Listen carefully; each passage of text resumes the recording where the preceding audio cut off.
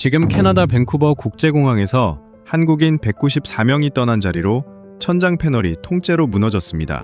불과 3분 전까지 승객들이 앉아있던 곳이었는데요. 우연입니다. 29년 경력의 영국 재난안전 전문가는 그렇게 잘라 말했지만 누구도 한국인들에게 움직이라고 지시하지 않았습니다. 4,800명이 갇힌 그 건물에서 평범한 승객들이 가장 먼저 알아챈 것은 무엇이었을까요? 구독과 좋아요로 함께 해주시면 그 놀라운 순간을 바로 확인하실 수 있습니다. 그리고 한국인들을 막으려던 전문가는 왜 결국 그들의 판단부터 묻게 되었을까요? 밴쿠버 국제공항의 적설량이 6시간 만에 예보치의 2배를 넘겼습니다. 여객 터미널이 포화되자 승객 4,800명이 화물터미널 옆 대기동으로 밀려들어왔어요. 철제 지붕을 때리는 눈소리가 사람들의 말소리를 삼켰습니다. 저는 29년 동안 군중 안전을 평가해온 사람입니다. 그 소리를 듣는 순간 제 머릿속에 사고 보고서 첫 장이 떠올랐어요. 사람들이 벽면 콘센트로 몰렸습니다. 자판기 앞에서 줄이 엉켰고 아이 우는 소리가 천장에 부딪혀 돌아왔어요. 제 손에는 늘 지니고 다니는 기준서가 들려 있었습니다. 그 안에 이 장면이 적혀 있었습니다. 통제되지 않은 밀집과 자원 쟁탈. 그런데 한쪽 구역만 달랐습니다. 한국인 승객 194명이 모인 자리였어요. 누군가 손가락으로 사람을 하나씩 짚으며 숫자를 셌습니다. 다른 사람은 노인들을 벽 쪽으로 옮겨 앉혔어요. 또 다른 사람은 가방에서 손전등을 꺼내 세웠습니다. 지휘하는 사람이 없었습니다. 목소리를 높이는 사람도 없었고요. 저는 그 장면이 불편했습니다. 규칙을 모르는 집단이 제멋대로 움직이는 걸로 보였어요. 제 기준서는 그런 집단을 위험군으로 분류합니다. 저는 운영 총괄인 피터 콜린스를 찾았어요. 저 사람들부터 통제해야 합니다. 그때 강태식이 천장을 올려다보고 있었습니다. 64살의 한국인 남자였어요. 저도 시선을 따라갔습니다. 패널 이음부에서 녹은 눈이 떨어지고 있었어요. 일정한 간격이었습니다. 툭, 툭, 툭. 그런데 그 간격이 조금씩 빨라졌습니다. 태식이 수첩과 유성펜을 꺼냈습니다. 물 떨어지는 위치를 찍고 이음부를 따라 선을 그었어요. 그리고 짐을 들고 일어섰습니다. 옆 사람들이 하나둘 따라 일어섰어요. 저는 태식의 앞을 막았어요. 근거가 뭡니까? 태식이 저를 쳐다봤습니다. 영어를 알아듣지 못하는 얼굴이었어요. 대답 대신 손가락으로 천장을 가리켰습니다. 그것이 전부였어요. 사람들이 짐을 끌고 옮겨갔습니다. 태식이 지나가다 걸음을 멈췄어요. 낡은 재킷을 입은 노인이 바닥에 앉아 있었습니다. 태식이 그 얼굴을 들여다봤어요. 이유는 몰랐어요. 3분이었습니다. 그 구역이 비워지고 3분이 지났을 때 젖은 천장 패널이 소리 없이 기울더니 통째로 내려앉았습니다. 부러진 프레임이 조금 전까지 사람이 앉았던 바닥을 그었어요. 비명이 대기동 전체로 번졌습니다. 저는 움직이지 못했습니다. 옆에서 니나 보샹이 물었어요. 저분이 어떻게 한 거예요? 저는 답했어요. 우연입니다. 지금 그 장면을 다시 보면 저는 29년 동안 논문으로 쓴 판단을 3분 만에 몸으로 해낸 사람에게 우연이라고 말하고 있었습니다. 난방이 약해진 건 대기동에 들어온 지 2시간쯤 지났을 때였습니다. 바깥 기온은 영하 11도까지 떨어져 있었어요. 처음엔 아무도 눈치채지 못했습니다. 숨을 내쉴 때 하얀 김이 보이기 시작하면서 사람들이 하나둘 고개를 들었어요. 철제 벽면을 타고 냉기가 내려왔고 대기동 안의 소음이 이상하게 줄어들었습니다. 빅터 콜린스가 마이크를 잡았습니다. 실내 온도는 정상 범위입니다. 숫자는 틀리지 않았어요. 다만 그 숫자가 사람의 몸을 설명해 주지는 않았습니다. 그때 한국인 구역에서 가방들이 열렸어요. 핫팩이 나왔습니다. 보온병이 나오고 여벌 양말이 나오고 상비약이 나왔어요. 보조 배터리가 줄줄이 나왔습니다. 여행 가방이 아니라 장비 상자를 여는 것처럼 보였어요. 누군가 뒤에서 웃었어요. 여행을 온 겁니까? 캠핑을 온 겁니까? 그런데 그 물건들이 자기들끼리 머물지 않았습니다. 핫팩을 쥔 사람들이 자리에서 일어나 통로를 걸어 다니기 시작했습니다. 손이 떨리는 사람 앞에서 멈췄어요. 얇은 신발을 신은 사람 앞에서 멈췄습니다. 어린아이를 안고 있는 여자 앞에서 멈췄어요. 목록을 만든 사람이 없었습니다. 순서를 정한 사람도 없었어요. 니나 보샹이 제 옆에서 물었습니다. 누가 먼저 줄 사람을 정한 거죠? 핫팩을 건네던 한국인이 니나를 돌아봤어요. 그냥 보면 알잖아요. 더 추운 사람부터 줘야죠. 니나가 한참 말이 없었습니다. 저 사람들 재난 때문에 준비한 게 아니에요. 원래 들고 다니는 물건들이에요. 저는 대답하지 못했습니다. 제 기준서에도 물자 배분 절차가 있어요. 우선순위를 정하는 표준 소요 시간까지 적혀 있습니다. 그런데 눈앞에서는 그 절차가 회의 한 번 없이 끝나 있었어요. 통로 쪽에서 또 숫자 세는 소리가 들렸어요. 한 남자가 손가락으로 사람들을 짚고 있었습니다. 하나, 둘, 셋. 들어온 뒤로 벌써 몇 번째인지 몰랐어요. 저는 강태식에게 통역을 세웠습니다. 저 사람들은 왜 계속 숫자를 셉니까? 누가 훈련을 시킨 겁니까? 태식이 웃었어요. 대답은 제 예상과 전혀 달랐습니다. 소풍 갈 때부터 그랬어요. 버스에서 내리면 세고 밥 먹고 세고 집에 가기 전에 또 셉니다. 저는 통역을 2번 들었어요. 훈련이 아니라 소풍이었습니다. 재난 체계도 아니고 특수 교육도 아니었어요. 아이들 손잡고 나들이 가던 자리에서 몸에 붙은 습관이었습니다. 그 습관이 지금 이 건물에서 사람을 세고 있었어요. 태식이 자리에서 일어섰습니다. 향한 곳은 사람들 쪽이 아니었어요. 대기동 북쪽 끝, 천장 가까이 뚫린 환기구 아래였습니다. 손바닥을 펴서 그 밑에 대고 있었어요. 손바닥을 뒤집고 다시 대고 팔을 조금 더 높이 들었습니다. 곧장 빅터를 찾아갔어요. 통역을 거쳐 나온 말은 짧았습니다. 저쪽 바람이 이상하다. 빅터가 계측기 화면을 돌려 보여줬어요. 수치는 전부 정상입니다. 태식이 화면을 봤습니다. 그리고 사람들을 봤어요. 기계가 정상이라고 사람이 안 쓰러지는 건 아니잖아요. 저는 그 말을 통역으로 들었습니다. 솔직히 불쾌했어요. 데이터를 감으로 반박하는 태도야말로 제가 평생 경계해온 것이었습니다. 정확히 20분 뒤였어요. 한 여성이 자리에서 일어서다가 무너지듯 주저앉았습니다. 사람들이 그쪽으로 몰려갔어요. 조금 떨어진 곳에서는 또 한 사람이 무릎을 꺾었습니다. 쓰러진 사람은 모두 7명이었습니다. 저는 적십자간이 침상 옆에 서서 위치를 하나씩 표시했어요. 7명 전부가 같은 구역에서 나왔습니다. 대기동 북쪽 환기구에서 가장 가까운 자리였어요. 등 뒤에서 담요 끄는 소리와 아이 울음이 뒤섞였고 제 목덜미가 서늘해졌습니다. 우연이라는 단어가 제 안에서 조금씩 힘을 잃었어요. 그때 통로 끝에서 한 여자가 아이들을 한 줄로 세우고 있었습니다. 윤서진이었어요. 36살의 한국인 과학교사였습니다. 학생 12명의 머리를 손끝으로 짚어나갔어요. 하나부터 12까지. 조금 전에도 똑같이 하던 동작이었습니다. 저는 소풍 이야기를 떠올렸어요.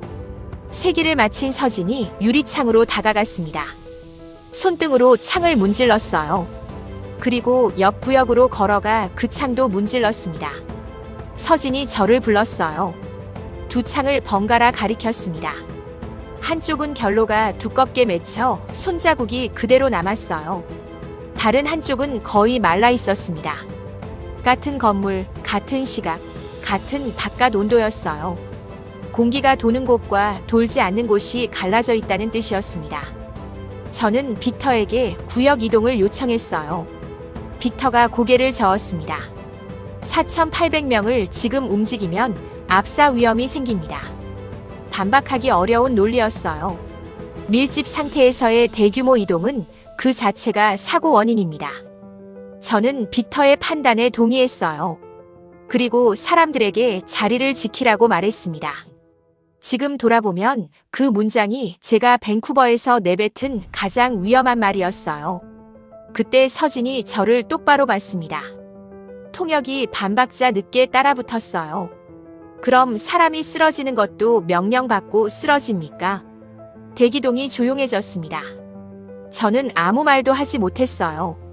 제가 평생 지켜온 문장들이 그 한마디 앞에서 전부 종이장이 됐습니다. 결국 북쪽 구역만 먼저 비우는 제한적 이동이 승인됐어요. 사람들이 담요를 끌고 남쪽으로 내려왔습니다. 얼마 지나지 않아 시설팀 무전이 들어왔어요. 북쪽 개통 환기팬 2대가 멈춰 있었다는 내용이었습니다. 눈이 흡기구를 완전히 덮은 겁니다. 쌓인 무게가 날개를 붙잡고 있었어요. 두 번째였습니다. 강태식은 벽 쪽에 앉아 수첩을 펼쳐두고 있었어요. 구역마다 사람 수가 줄줄이 적혀 있었습니다. 누가 시킨 것도 누가 취합하는 것도 아니었어요. 니나 보샹은 태식의 수첩을 들여다보고 있었습니다. 그러다 저를 돌아봤어요. 제 대답을 기다리는 얼굴이 아니었습니다. 이것도 우연입니까? 입이 떨어지지 않았어요. 그러다 무심코 고개를 든 순간 상황실 유리문 너머가 눈에 들어왔습니다. 빅터가 캐비닛에서 서류철 하나를 꺼내고 있었어요. 주위를 한번 둘러봤습니다. 그리고 그 서류철을 자기 가방 안쪽에 밀어넣고 지퍼를 올렸어요. 저는 그 장면을 그때 대수롭지 않게 넘겼습니다. 지금은 압니다. 그 안에 무엇이 들어있었는지. 고립 12시간째였습니다. 물과 비상식량을 실은 지게차가 대기동 입구로 들어왔어요. 후진 경고음이 콘크리트 바닥을 긁으며 울렸습니다. 4,800명의 고개가 동시에 그쪽으로 돌아갔어요. 저는 그 순간 등줄기가 서늘해졌습니다. 굶주린 사람들이 한꺼번에 움직이면 어떻게 되는지 저는 압니다. 제 기준서에 사례가 14건 실려 있어요. 그중 9건에서 사망자가 나왔습니다. 시설 측이 내놓은 방법은 줄이었어요. 입구부터 벽을 따라 한 줄로 세우겠다는 겁니다. 저는 반대했습니다. 대기동 폭이 좁아서 줄이 세 겹으로 접힐 게 뻔했어요. 세 겹으로 접힌 줄에서는 뒤에서 미는 힘이 앞으로 전달됩니다. 그 힘이 쌓이면 사람은 스스로 서 있을 수조차 없게 돼요. 제 기준서는 그 상태를 군중 유체화라고 부릅니다. 그런데 제게는 대안이 없었어요. 그때 한국인들이 자리에서 일어섰습니다. 방법이 달랐어요. 일행마다 대표를 한 사람씩만 내보냈습니다. 10명이 앉아있으면 한 사람만 나오는 겁니다. 통로에 나온 사람 수가 10분의 1로 줄었어요. 구역도 나눴습니다. 바닥에 담요를 깔아 경계를 만들고 아이와 노인이 있는 구역부터 순서를 잡았어요. 태식이 수첩을 펼쳤습니다. 구역별로 몇 명인지 적어 내려갔어요. 유성펜이 종이를 긁는 소리가 유난히 또렷했습니다. 영어가 되는 한국인 몇이 앞으로 나섰습니다.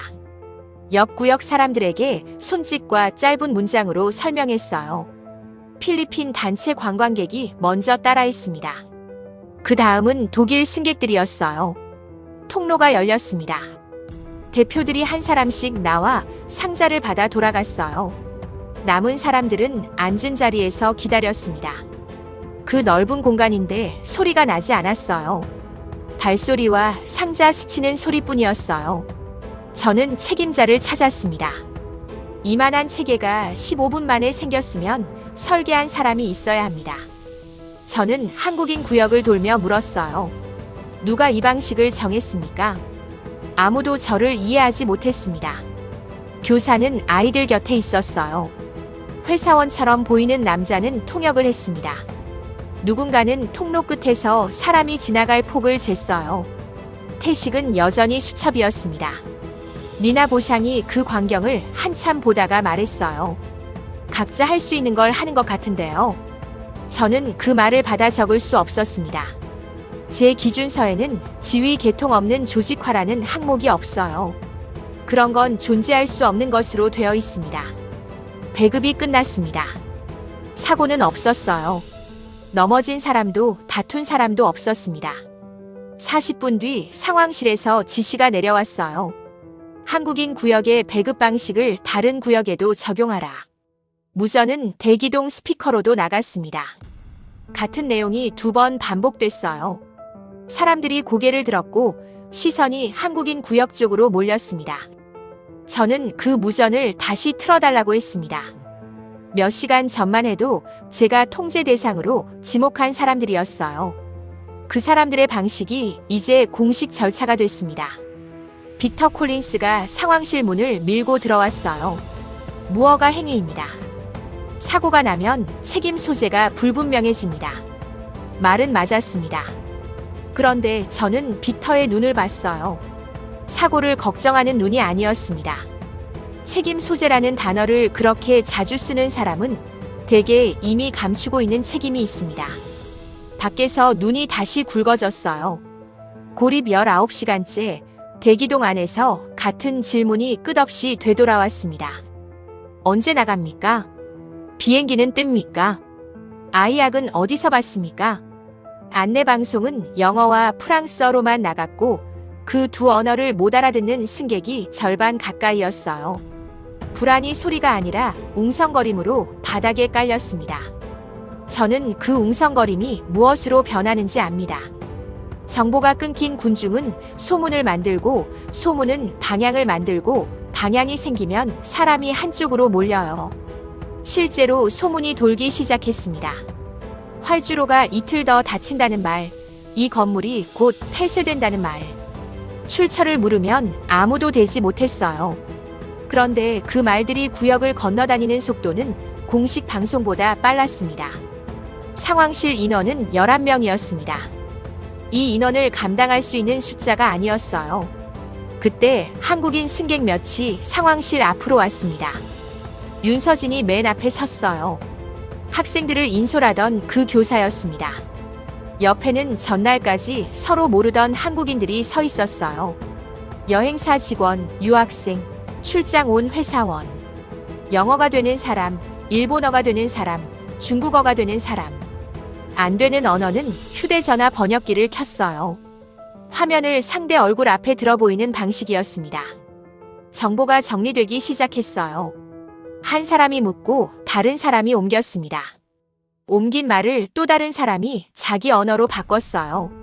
스페인어를 쓰는 가족에게는 영어를 한번 거쳐서 갔습니다.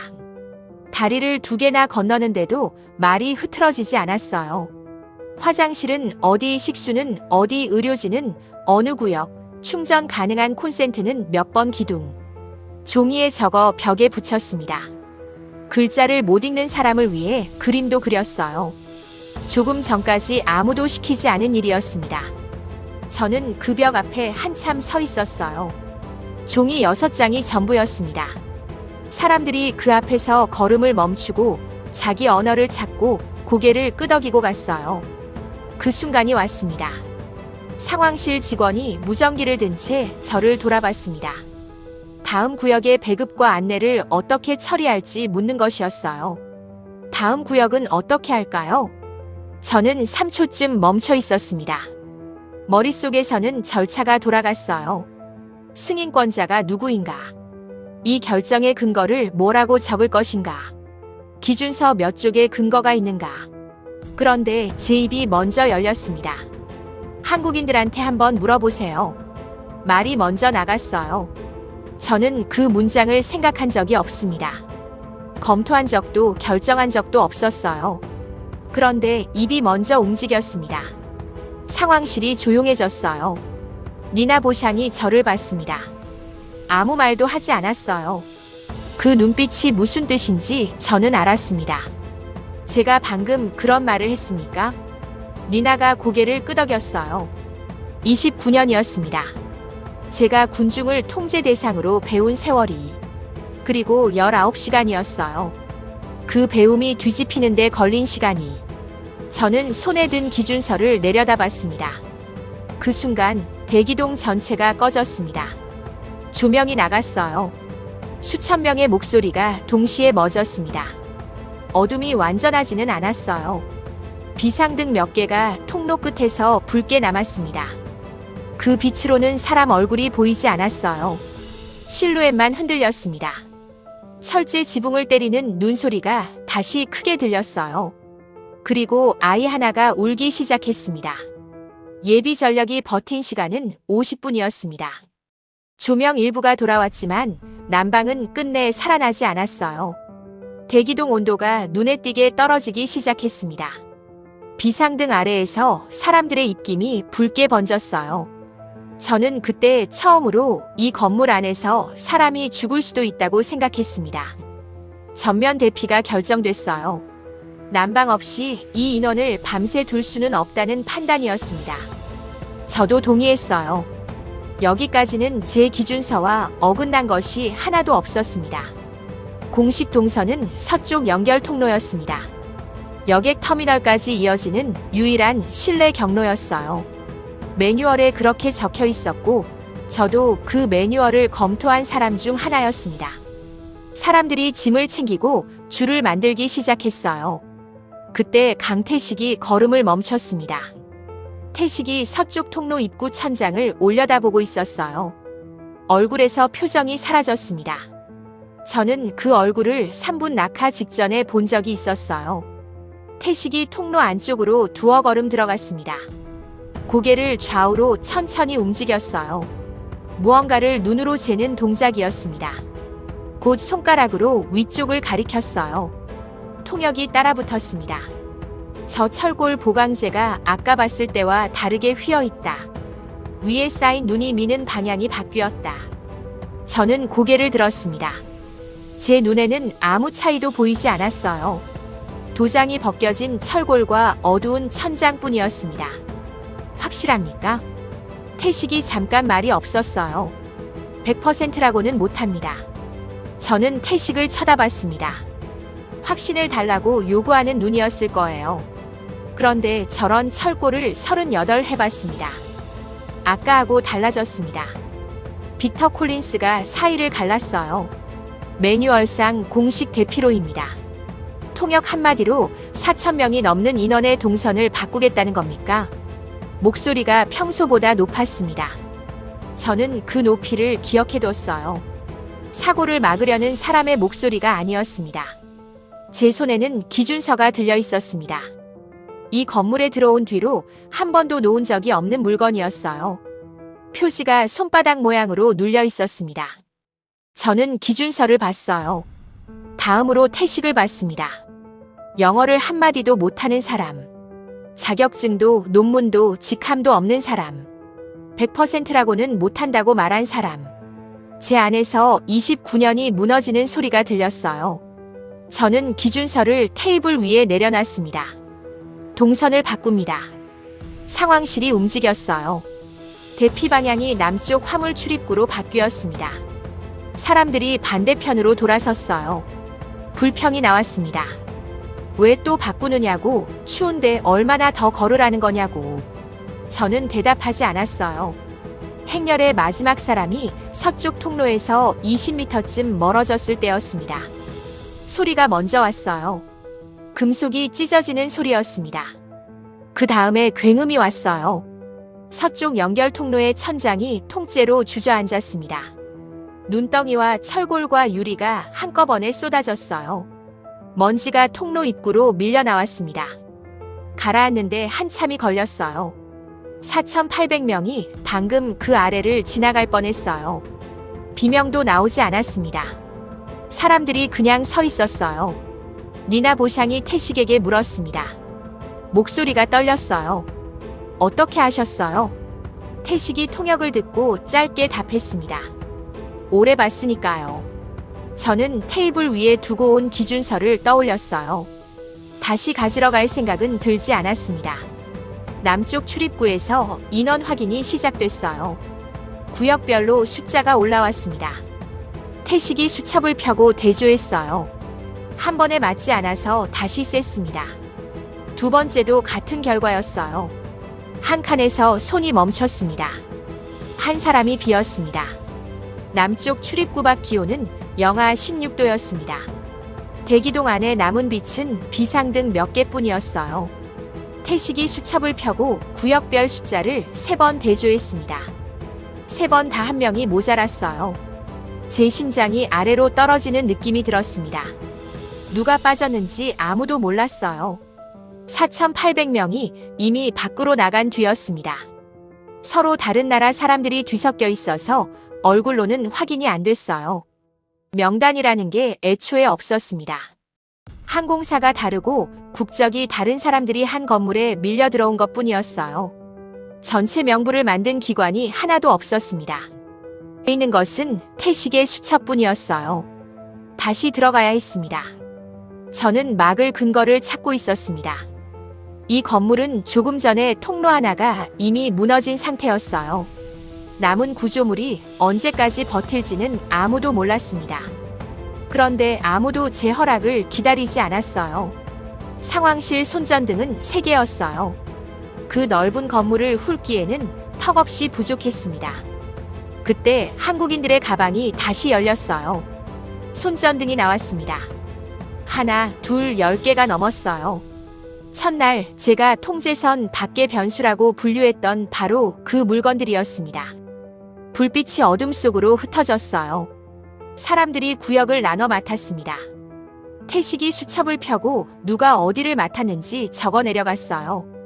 불빛이 벽을 훑을 때마다 버려진 담요와 종이컵이 떠올랐다가 사라졌습니다. 사람들이 서로 이름을 부르는 소리가 겹쳤어요. 대답은 돌아오지 않았습니다.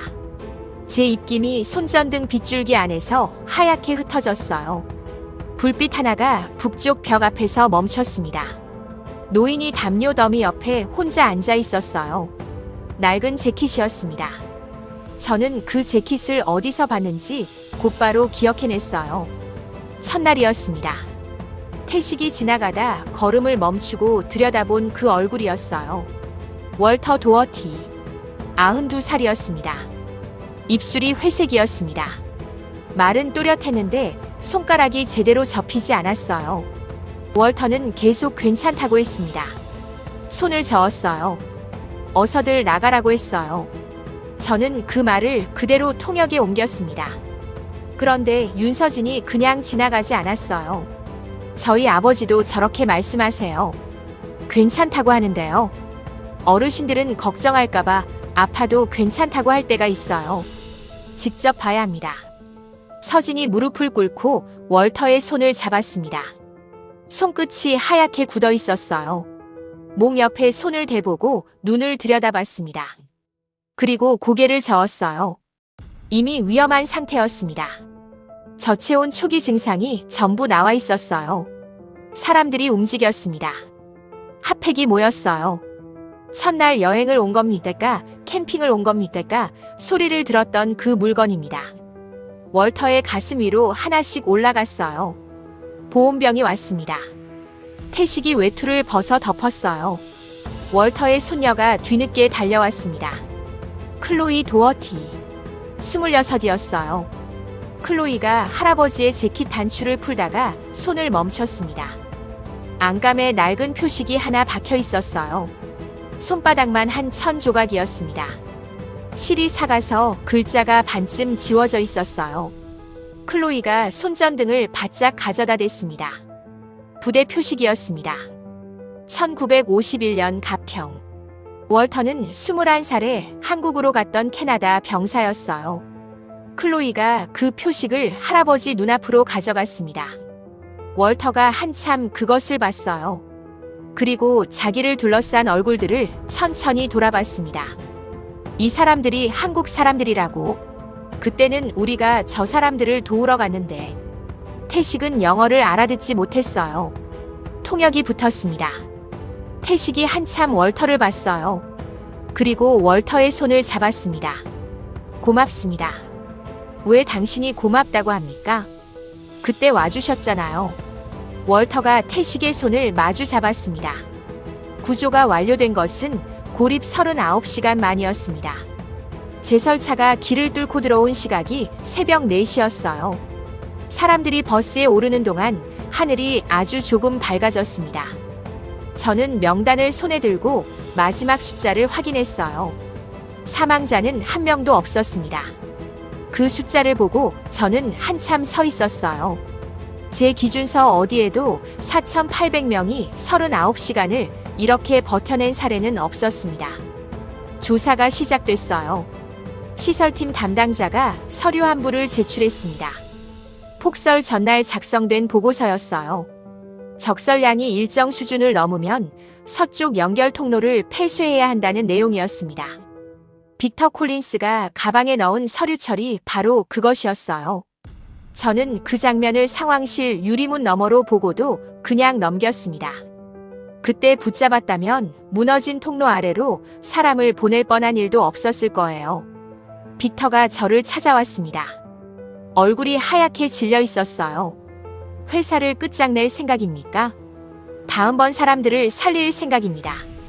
빅터는 더 말하지 않았어요. 저도 붙잡지 않았습니다. 공식 보고서를 쓰기 시작했어요. 첫 항목이 현장 민간 대응 주도자였습니다. 저는 강태식이라고 쓰려다가 손을 멈췄어요. 태식 혼자 한 일이 아니었습니다.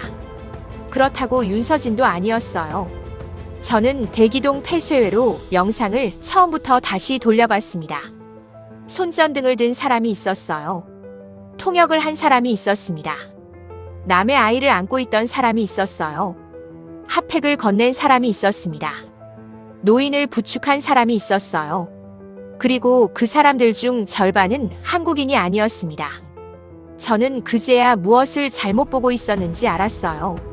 194명이 4,800명을 지휘한 게 아니었습니다. 194명이 먼저 움직이자 4,800명이 서로를 돕기 시작한 것이었어요. 니나 보샹이 제 옆에 와서 화면을 봤습니다. 왜 이름을 안 쓰세요? 한 명의 이름을 쓰면 거짓말이 되니까요. 이름 칸은 끝내 비워뒀어요. 보고서가 승인될 때까지 그 칸은 빈 채로 남았습니다. 2달 뒤 국제군중안전학술회의가 열렸어요. 저는 밴쿠버 사례를 발표하는 자리에 섰습니다. 객석에 300명 가까운 전문가가 앉아 있었어요. 준비한 자료는 통계와 도면이었습니다. 저는 그것을 다 넘기고 나서 한마디를 덧붙였어요.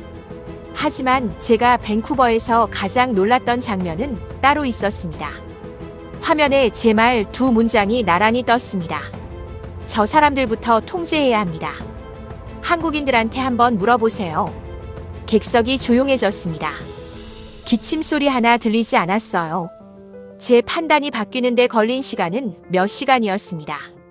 하지만 저 사람들이 자신을 증명하는 데 필요했던 시간은 화면에 숫자가 하나 떴습니다. 3분. 봄에 저는 인천공항에 있었어요. 월터 도어티와 클로이가 입국장으로 걸어 나왔습니다. 월터는 휠체어에 앉아 있었고 무릎 위에 그 낡은 재킷이 놓여 있었어요. 강태식이 마중 나와 서 있었습니다. 월터가 천장이 높은 입국장을 한참 올려다봤어요. 유리 너머로 활주로가 보였습니다. 비행기 한 대가 천천히 미끄러지고 있었어요. 내가 기억하는 한국은 이런 나라가 아니었습니다. 많이 변했죠. 아니요. 나라가 커진 것만 말하는 게 아닙니다. 특별한 비밀은 없었습니다. 사람 수를 확인하고 여분을 챙기고 약한 사람부터 보는 것. 그 사람들에게는 너무 평범한 일이었어요. 그래서 저는 오히려 그 사람들이 무서웠어요. 한국에서 온 특별한 영웅들이 무서웠던 게 아닙니다. 그날 제가 본 사람들은 너무나 평범한 한국인들이었기 때문입니다.